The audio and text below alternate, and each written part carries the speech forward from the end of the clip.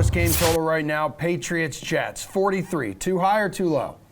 I think it's too low. Damian Harris is going to cut through this defense like a knife through Kenny's hand. Ooh, this is amazing. Here. I was warned he was going to come out with puns all day. So You are doing the Lord's work, Pearce. So these defenses, I think, are a little bit overrated after last week. New England looked good, but I don't really have much faith in the Miami offense with Tua. They're just not consistent. They're not proficient. And then obviously the Carolina offense has struggled for the last 2 seasons under their new offensive coordinator. They're not getting any better. So that's made these defenses look better than they are. And then on the flip side of that, you've got 2 rookie quarterbacks going into their second game. I don't foresee that there's going to be any developmental changes. But comfort level, there should be a huge step forward for these 2 quarterbacks. And also they'll be very aggressive. That should mean a lot more points. All right, Kenny, how about you, dude? Yeah, look, I mean, Pearce said aggressive, and that was a much different team in the second half of that game. The New York Jets, 14 points. Zach Wilson looked much more comfortable throwing the football. He was daring with the football all game long. And when you look at the numbers from last week, the Jets were 28th in rush play percentage. So that tells me that they are going to be throwing the football quite a bit now. This Russian defense is pretty good.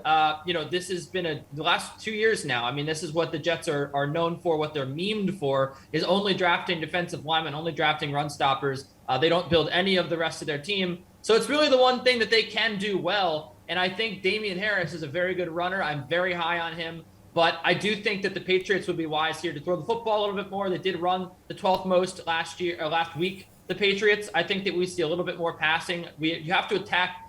The Jets came into the season with a secondary bye committee. So I think you want to throw the football against these guys. You don't know who's back there starting to pass. I think that this will go over. I think it's going to be a very pass-happy game. And I think that it could be a fun shootout between 2 exciting young quarterbacks.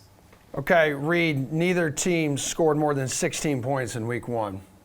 Yeah, but kind of like last night, Emerson, when you see teams going on the under in those first weeks, it's an overreaction, right? It's an overreaction for both these teams. I'm with the guys here. I'm with, especially with Pearce with those puns, man. Amazing work here. I'm going over. And I think a big thing too, Kenny, is Mekhi Becton being out on the Jets line. That's going to hurt.